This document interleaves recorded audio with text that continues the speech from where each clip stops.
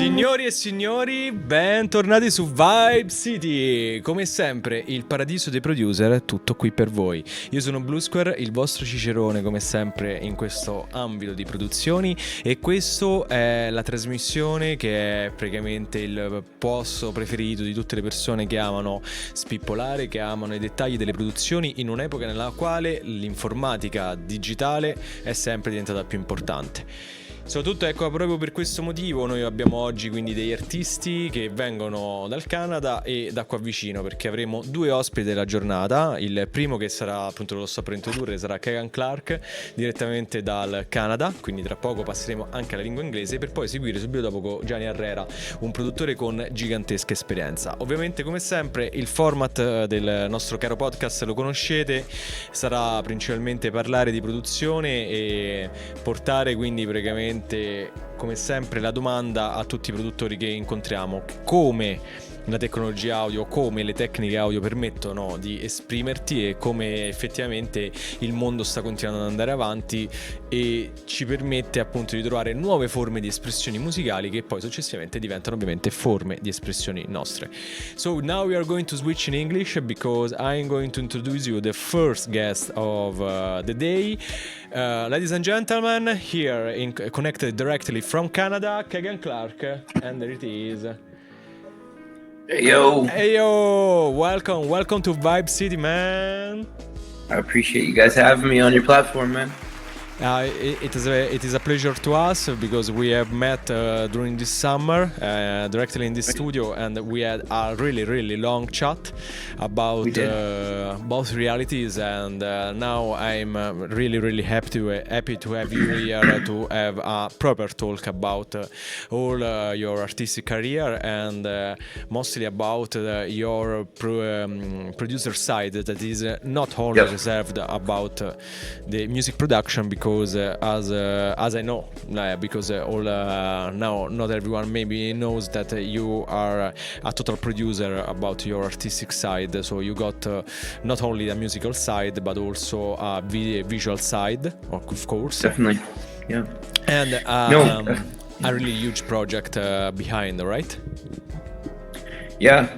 No, I think like you said, we kind of come from the same background of digital production, so I think that's why we got off on a strong foot and were able to connect. I feel like we both pretty well do the same thing for the most part. Yeah. So yeah, no, I started producing music. I was probably about 15, maybe 16 years old when I first started producing music. First, I started actually playing drums probably when I was maybe 10 or 11 years old. So and this was again before YouTube and before all the social sharing platforms. So you come from an analogic path. Yeah. I mean, it was like the start of the digital stuff, right? Yes. When I started first producing music, was the first program I think I ever used was Reason. I don't know if you know Reason. Yeah, totally, because it has been the first semi-modular DAW, and really awesome. How did you find it? And there was some great platform, yeah. It was a really good platform to learn on. I think I switched away from it as I got a little more experience, but I mean just to understand programming and being able to manipulate synth waves and stuff. There was a lot of like sound modulation stuff that I picked up from there, and the fact that you could spin it around and you have the mixer in the back, so it was sure. That was a cool program. Yeah, really funny. And you, after Reason, where did you go as a DAW? So the first ever music production gear that I had was a MPC 1000. So that's actually where I really started. You produced with MPC 1000. On the MPC you produced that? Yeah, I used to chop a lot of samples. Yeah, I was really inspired by Pete Rock, actually. Shout out Pete Rock.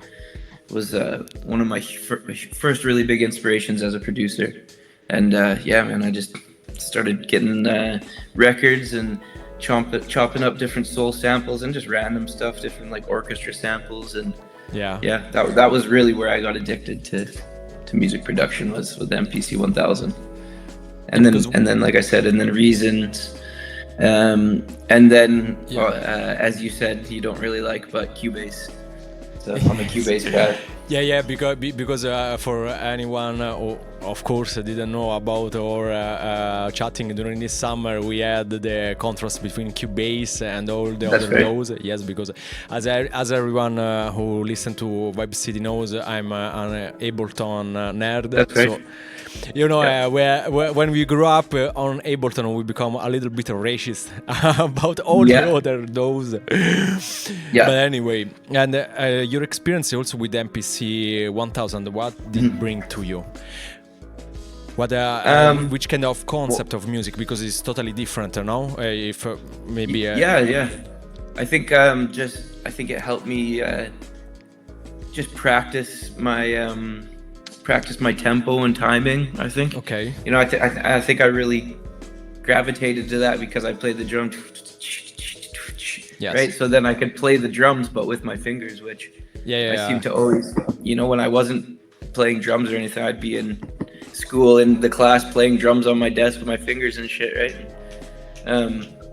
So I liked the handheld kind of pocket drum stuff, and I really enjoyed just grabbing other music and then seeing how I could manipulate the sample, and I love that chop, like the choppiness of it was very it's a fun tool.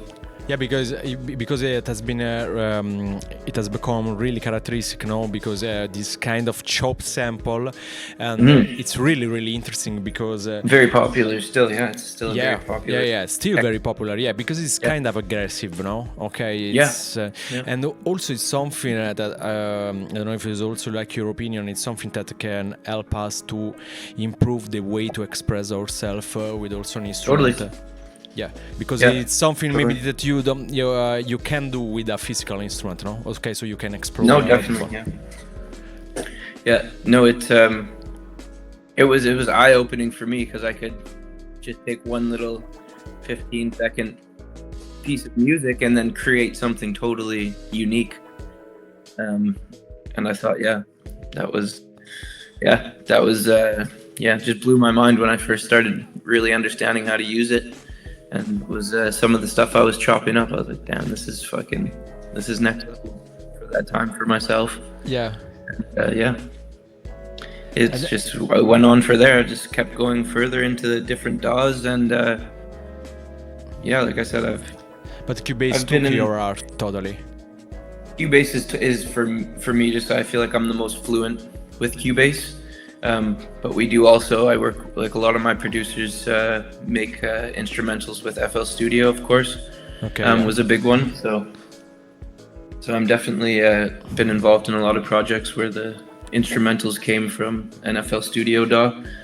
And I think every DAW, every instrument, every piece of gear has its own little, special thing that it can. Soul, right? No. Yeah.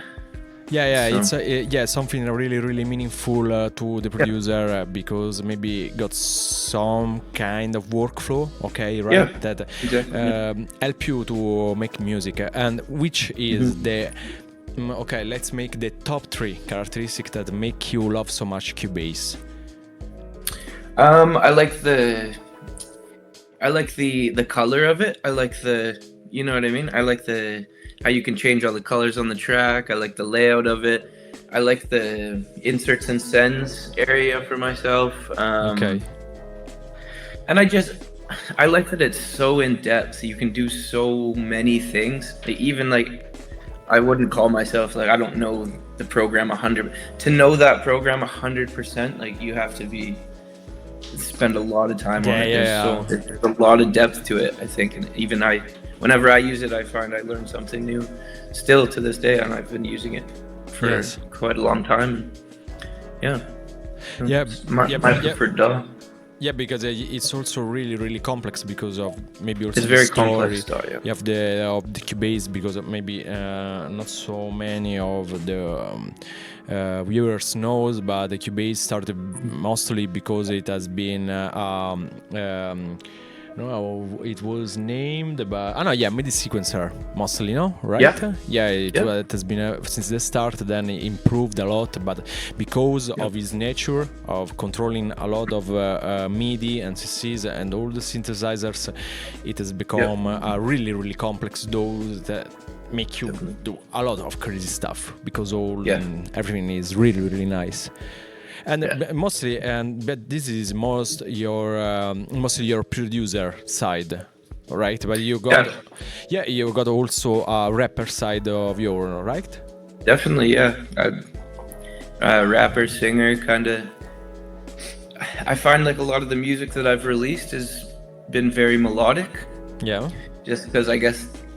So when I first started recording myself, making music, a lot of it was rapping.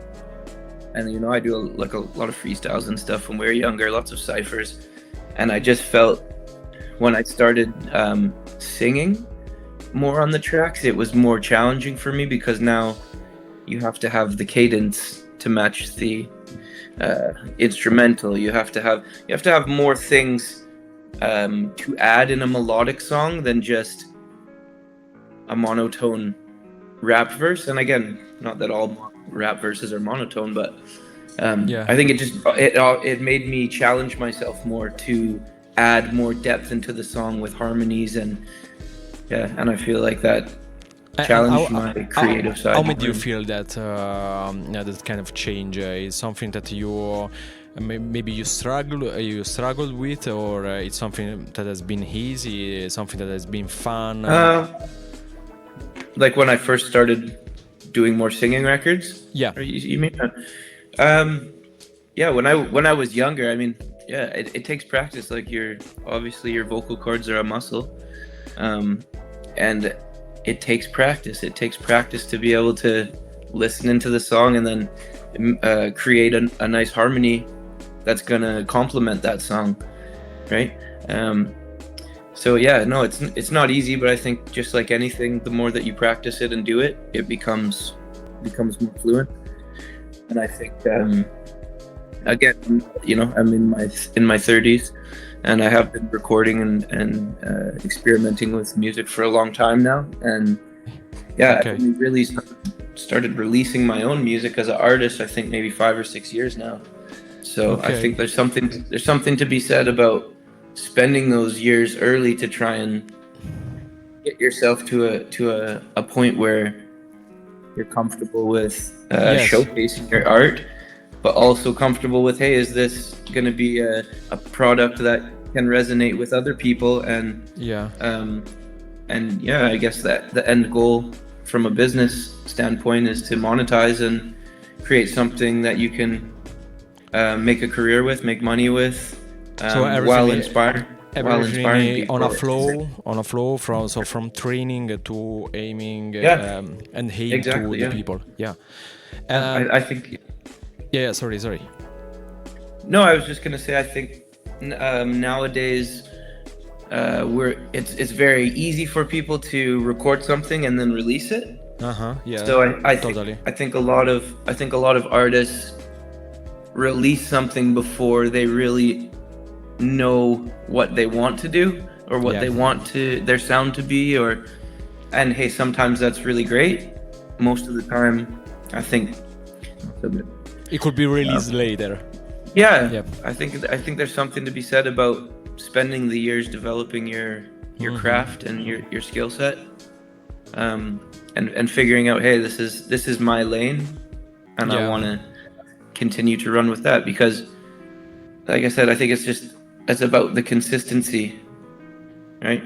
With production and with releasing as an artist. You have to have some sort of consistency throughout the years, the months, the days to continue for people to take you seriously, really, right? Yeah, because that's the point, we got a lot of music that that is being released also while we are talking, and I like I looked to the statistic of Spotify like last week about how many songs are being released every month, and the number is really too much. I don't remember how many, but there were a lot of zeros. Lots. Yeah, a lot. But so how do you? We are talking now, as you say, that maybe there are some artists that release their music maybe too early instead of developing their music taste, their music personalities. Yep. Okay, let's like that. So what do you think about the modern way? Is something the modern way to publish music? Because as we're speaking, it's not something really comfortable. It's not something not really nice. Of course, it's something that maybe doesn't help you so much, okay, but maybe it's something that opens also the gate to a lot of artists that maybe can be valorized in other days, okay, like if there were the 60s, the 70s, maybe there are a lot of artists that don't have access to the internet and or to music platform because they didn't exist, basically, and so maybe we don't know how many artists, how many other Beatles we've lost during the time. Okay, yeah. But what do you think? What do you think about that? It's something that is a pro or is a cons to be able to publish so easily? Yeah, I mean, I think there's obviously going to be pros and cons to anything that's developing over years. You know what I mean? Yeah, and like you said, I think, like you said, how many superstars did not get a chance to be the Beatles or to be, like you said, a big name group or artist. So I think maybe the pros from that era were, if you had the connections, if you had the business mind, if you had the drive, if you had the look and the, I feel like then, okay, someone's gonna pick you up. One of these big labels is gonna come sign you, give you publishing, Whereas now, it's very easy for people to publish music and to release songs, and I feel like now it's almost maybe harder we're all in a huge pool of all, like you said, all these songs and artists that release. Thousands and thousands and thousands of songs a day are released on these platforms. Maybe too much. That it's almost like I feel like back in the day, it's still that same concept of pay to play. You know what I mean? Back in the day, they had all this radio, and radio was really controlling how exposure that you got, and if you wanted to get on that radio, I think more times than less, you had to have some money to come and pay these people and say, hey, we want to get played here, here, and here. Here's X amount of money. Go play our music and let us get some exposure. Yeah. Where now you still kind of have that same concept, except it's at a smaller ratio. You know, you can pay whatever X amount of money to DistroKid to load your song up, or to United Masters, or actually I think United Masters might be free, but the whole point of it's still a pay to play scenario, and like if you don't, so it's like, you know what I mean? It's only a different game. It's the same game with a different strategy. Same game, different strategy, and just a lot more. There's a lot more competition now because, like I said, everyone can be an artist, and I think now it can even be harder to be noticed with quality music, because people are so used to just scrolling through a bunch of maybe not so good quality production, and then maybe when they see yours, they're like, oh, it's just everyone scroll. So like, maybe they also think that your song is really good, is great, but you really have to captivate an audience these days. and you know, with the social media and all that, you have to be very creative. I think there's a more creative aspect to being discovered nowadays. I think it is, you know, potentially easier to launch out there and have a lot of people see what you're doing. Yeah. But will those people that see what you're doing attach to you just because they like a bit of your song? I don't know. You know, it's more like personalized. Like they're like a lot of the content that is successful on these platforms is almost people are discovering the person. They're not necessarily just, you know, like just putting your song out on a social media post and saying listen to my music. It's just it's not enough. It's not enough these days, you know. No, totally unless you already are a very, very established artist. So I think the marketing side of things, you need to be very creative and have a good hook to bring people in to see, and then have something that they're going to attach to that they can relate to, which might not even be your music. It just might be what you're saying. It might just be, hey, I went through this experience and this was the end result, and oh, there's my song about it. You know what I mean? So do you think there is also a way to make art in communication maybe during these days? Totally. I think that is kind of what you need to do. And even for myself, I feel like that's kind of the step that I'm at right now is, yes, I have quality music and I can create songs with relative ease and release them. And I just building a fan base from my local areas and traveling and stuff. But now it's about connecting with a broader audience and letting my audience know a little bit more about myself, about my experiences, where I've come from, where I'm going, and hopefully have people that are in that same wheelhouse attached to that. And speaking about your music, indeed, what does it represent? Because as you were saying, it's something that maybe is a lot related also to the place, to the places, or more to a visual concept. Speak more about yourself, because now I'm going to also to show, because for everyone, Kegan got a lot of music released. He got a lot of video, really cool, because I saw. It's the truth, because I saw them during this summer.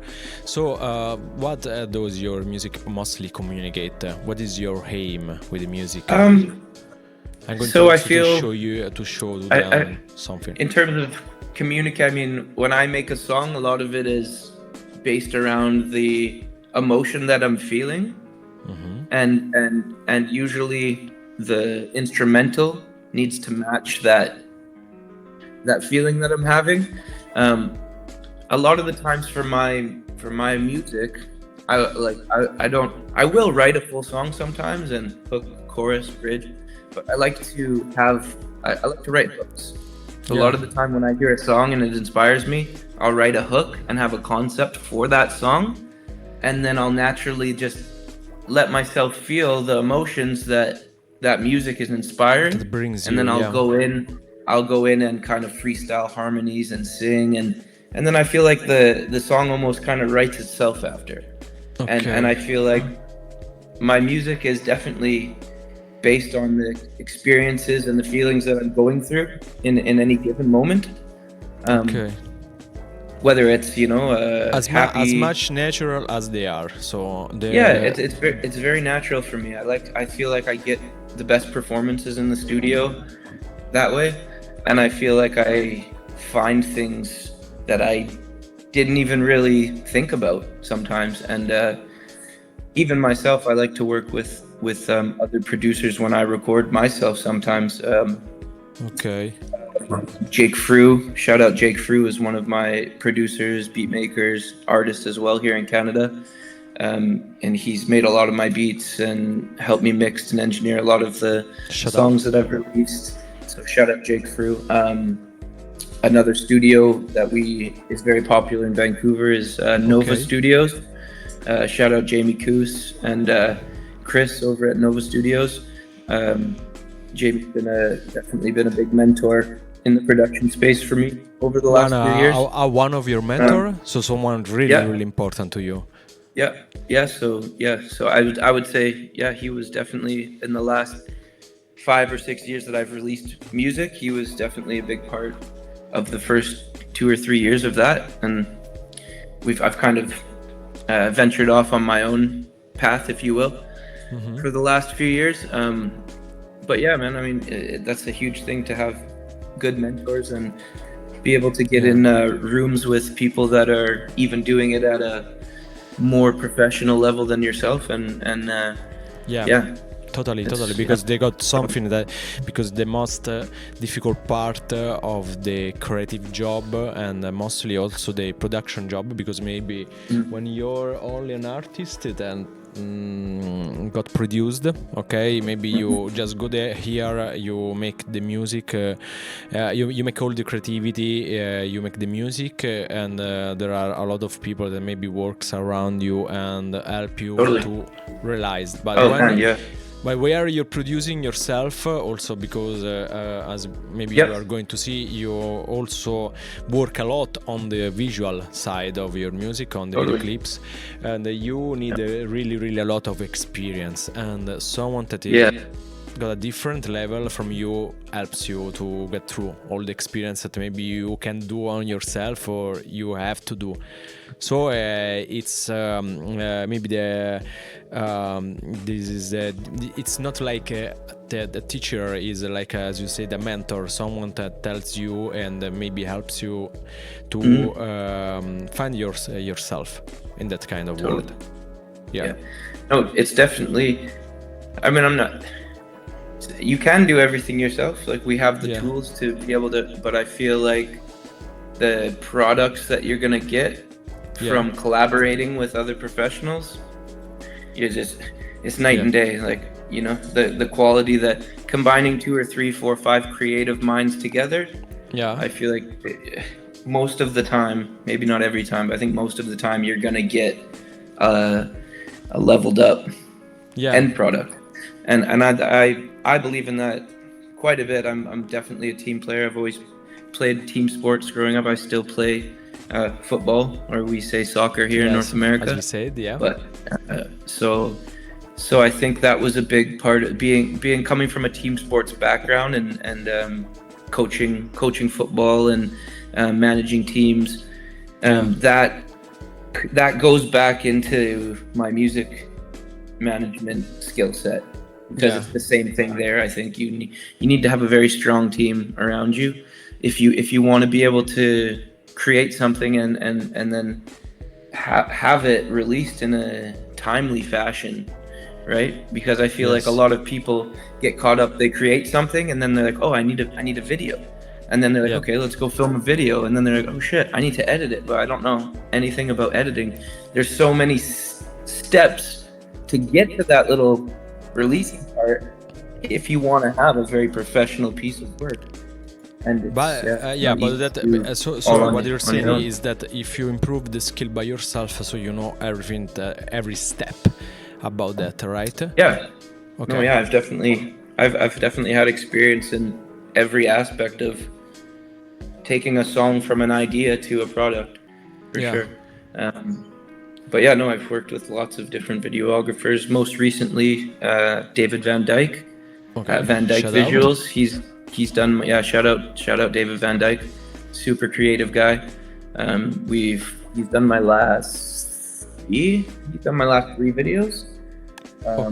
We traveled to Thailand actually for my most recent video. The song is named Gas, right? Gas, Okay, so maybe I want to show them to all the viewers. So the song, maybe, so the video. So we're going also to show what we are talking about, because as you can see, as you can hear, Kegan is really a total artist. It's not something that only limits to the music, and it's very important to look at the complete vision of his artistic side. So maybe we're going to show now Kegan Clark, Gas, here, the official video. There we are. Okay. So we are going to mute ourselves and we are going to show you all the video. There it is. Okay.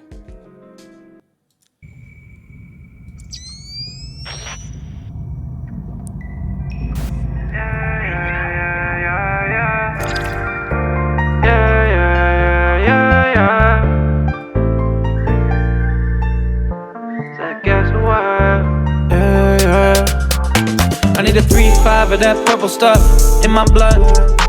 Don't come here with no bullshit. Is it gas or what? I get high all day, I swear. I'm gassing up. I get fly all day, I swear. My fashion tough, yeah. I'ma take off like a rocket. I'm flying through the clouds. I don't know when or if I'm ever coming down. Is it gas or what? Is it gas or what? Is it gas or what? Is it gas or what? Oh yeah. 10-pack of that white truffle, 30K in that black duffel. Hash rosin on a dab nail, make a dab snail, give me green muscles. I get high all day, I swear. Smell kush smoke on my hair. Got a pound off on that scale. Yeah, you know we making that sale. Go bag it up, yeah. Go bag it up. Go bag it up. Go bag it up. Go bag it up. Bag it up, yeah. Cause you know we gon' ball till we fall. Tryna stack it up, spend 100 at the mall. Trap phone ring, gon' pick up the call. Trap phone bling, go pick up my dog, yeah.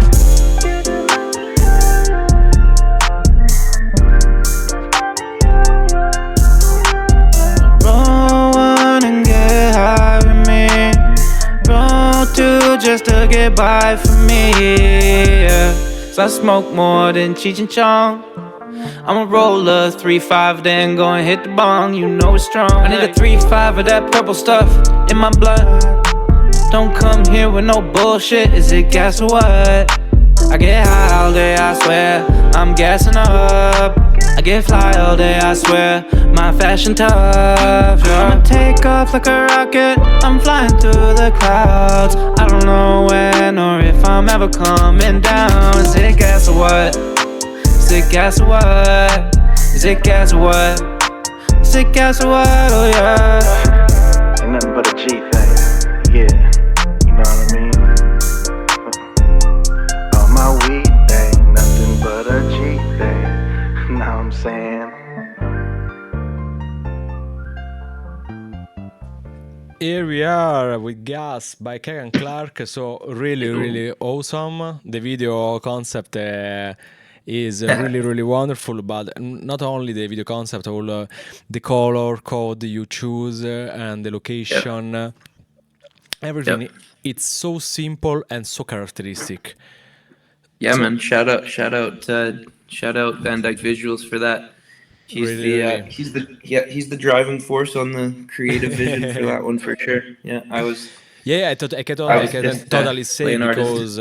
Yeah, we can see there is a visual vision. It's something repetitive, but I guess everyone understood what I said, because we can see a tunnel vision. Okay, I guess this is the right term. You had the tunnel vision. Yeah. But everything. How did you come up with the concept of the video? I actually didn't. It's David's idea. Only David's idea. Van Dyke Visuals' idea. So, and again, we kind of collaborate on the ideas. But yeah, he's a super talented guy. He's comes from like an actual like movie background, like filming movies and films. So yeah, he's very good at creating a short story within a short piece of music, right? I kind of just let him run with that one and just played artist. And I guess it was kind of my idea to go film it in Thailand.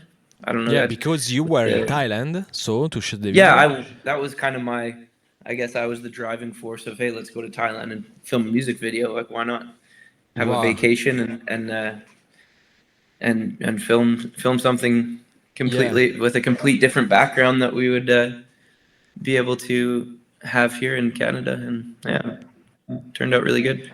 Totally different because I didn't notice. Of course, it was Thailand, but I guess it was the perfect place for that kind of song because of all its atmosphere and all about the color code that is the most wonderful part, because the effect is astonishing, because we had a lot of maybe editing, 3D art, and everything.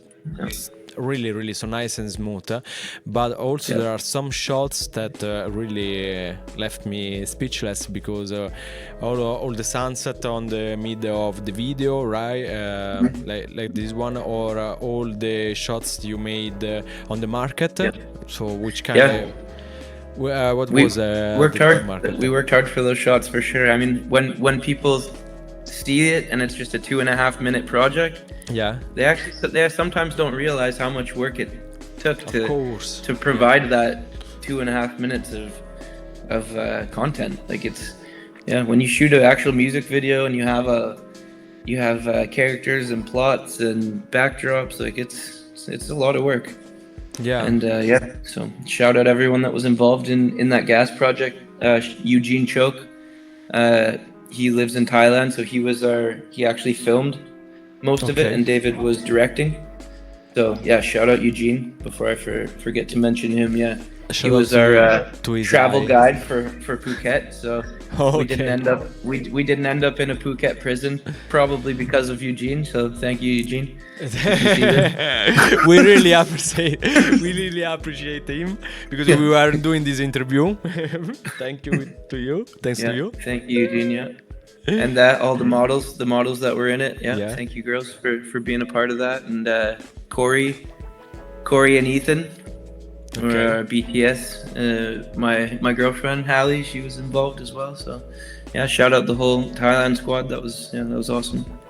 It has been a really a totally different experience to you, know? Totally. What has been the most wonderful part you remember about that vacation, and mostly the video? About that trip? Just meeting the people. I think that very, very friendly people in Thailand. I really like the culture there. How is the culture here? Because I don't know. It's awesome. I know anything. It's really, really nice. People are very friendly, very, very open arms. Like, for instance, we got in Phuket. I'll tell you a quick story. We got lost. We had no GPS, and we were trying to go pick up Eugene to start filming. So we get lost. No GPS. We're like in the back mountain kind of jungle area.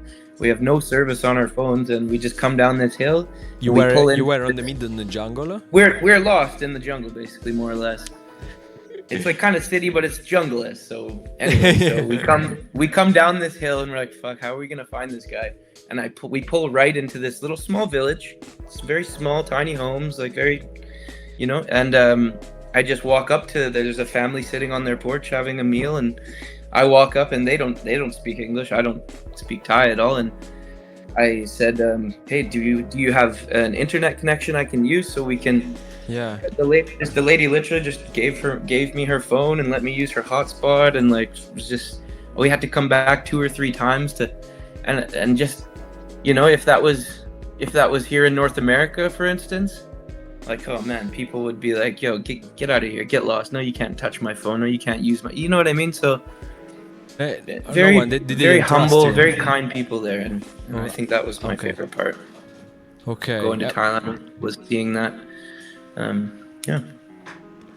So it has been a really total roller coaster of emotion. So from Thailand was it's quite a travel. It takes 20 hours, 20 plus hours to get there, and when you get there, it's a big time difference. So even just setting in for the first 4 or 5 days, you're just out of sorts.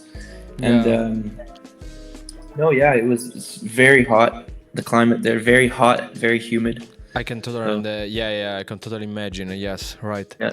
Because also about because I see now, because we're running out of time, before that I wanted to say also maybe to ask you one of the last question about your future project, because we saw also what do you think about the what has been your past as a producer, and what has been now Kegan Clark and the last video, but what do we expect for the future? Yeah, no, I'm definitely in the future. I'm starting to do more interviews with studios and people like yourself. I think my next steps as an artist are just to let my current fan base in a little bit more on my life, my personality. Okay. Kind so of to share more. What I do day to day. We're gonna be starting a podcast here pretty soon. I have a similar setup to what you have there with the big green screen and stuff, and look out for some podcasts, and probably we're going to be doing some interviews with some local artists and international artists and just people that I've had the pleasure of working with over the years, as well as some new music. Always, I'm working on some new singles and stuff, and cooking up some new video ideas and stuff. So, yeah. Okay, so really nice. So we are going to also maybe you are going to also make all the net be worked all around yourself, right? So try to make also more connection and totally. Okay, because I see about that kind of the connection I was showing also. We got a photo when you came here in the studio. Yeah, I actually have that video that I filmed. I have about 15 minutes of video walking through your studio. I was maybe I'll send it to you. We could edit it up. And it would be a pleasure. It would be a really pleasure to have this kind of memory. I'll email you that footage, and maybe we can make a little vlog and release it on our platform. Of course, because it has been really a magic day. I can remember these days. That was a good day. Yep. Yeah, really a hot summer, and we had a lot of fun. So we hope we also can be with you maybe with your future podcast. So to be also to show also. They point me out something about behind the screen, and so it has been really a pleasure to have you here, and maybe to have on the future, because if you have something also to share in the future, you'll be welcome here in the Vision, maybe to make another interview, because I can understand that maybe an hour is too short as time to speak about everything, because every time also we want also to speak about music technologies and to be nerd about favorite plugin, that kind of stuff. But for the next time, so if you want to be also part and guest again there in the Vision, maybe will be other release, will be a pleasure. But anyway, before to say hi, shout out again for all the link. You can go to follow Kegan Clark here, so as you can see on Instagram page, and of course you can find it on YouTube with all the video that I personally suggest you to look it, because all the video are really crazy. There are something really nice, really good. And also of course the Spotify link, and mostly the site, so keganclarkmusic.com. That is really important also, that so you can find it anywhere. Okay, I appreciate the plugs. Okay, that's awesome. Hopefully next time that we have a interview, maybe we can release a song that we've collaborated on or something. Oh yeah, it will be really nice. Really nice. So we are going forward, looking forward. Now we are going to switch to the other guest, because now we will have another great producer here in the studio, Giovanni Herrera, and we are going to share your music during now, and so we are going to see also other things. And now we are going to say goodbye for this day. Really a pleasure. It has been really a pleasure. I hope you have found yourself comfortable here in the interview, there in the Vision. Thank you very much for having me. Shout out DENVISION and everyone in Italy. And shout out to Kegan Clark. So let's from, do the same. From Canada with love. From Canada to Italy, from Italy to Canada. That's right. Everything made with love. So really a pleasure, and see you next time, Kegan. Now we are going to hear to watch, okay, Limelight or Limolent. Which one do you prefer? Yeah, Maybe. Yeah, we can watch Limelight, Limotin. You decide. Let's go You with decide. Limelight because I remember Perfect. the song. I really appreciate that. So I appreciate that. that's man. it. Okay, so thanks again, Kegan. We say goodbye to you, and we go further for the next guest. So, dear. Oh, okay. I'm going to switch over here. There we are. Dear guys, so let's go to the video and let's see to Limelight. Bye. Tra pochissimo come ospite Gianni Herrera da noi qui su DENVISION.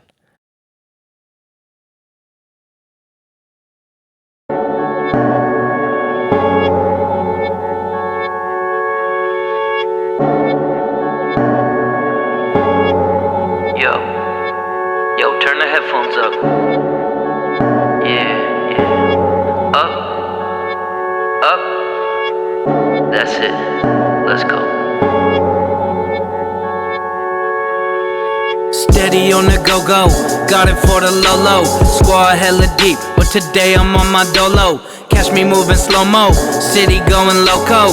Done with the promo, touch the stage, don't give me modo. Been through hell on earth, tryna chase this, and we mob deep. Coast to coast, I need 2 tinks, 2 blunts. I can't play with tricks to pull mad stunts, I don't front. No, I do not play. Yes, I came up from around the way where pistol grips will leave you hanging. No, these streets ain't never changing. Bullets flying, people dying every other day. Can I really say, man, this shit ain't safe?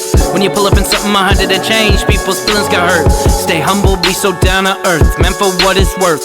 I put in work and never second guess my dreams. Life ain't about the cars, the diamonds or the cream. All these fucking schemes, turning family into foe. Now we OT on the road, man, that's how that story go. Yeah. Lately I've been on my own, far away from home, and we OT on the go like now we got these tracks up, racks on deck, finna stack up, that's why.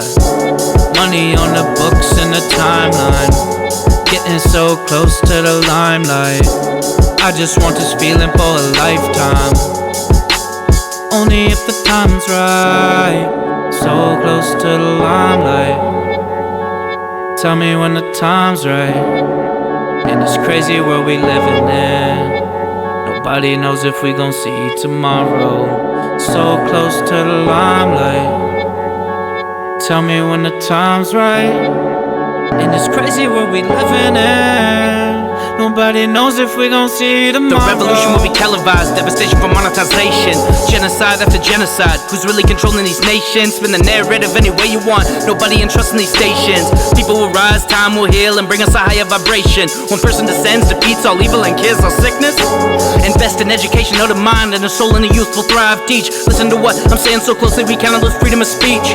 Listen to what I'm saying so closely we cannot lose freedom of speech. Go stand up what we believe in, unity is how we can defeat this. Break your mind from the shackles, go reaching away from the cycle they see fit. Live your life how you wanna live it, head high, stay on your pivot. I've been down bad so many times, only option was to stand up and get it. I didn't weather the pain and the hustle, fought all my demons with blood on my knuckles. I seen the vision and came out the tunnel. The end times are near and we all gonna struggle, yeah. But I'ma keep on fighting to my last breath, keep on walking to my last step, keep on stacking to my last check. So close to the limelight, tell me when the time's right. In this crazy world we living in, nobody knows if we gon' see tomorrow. So close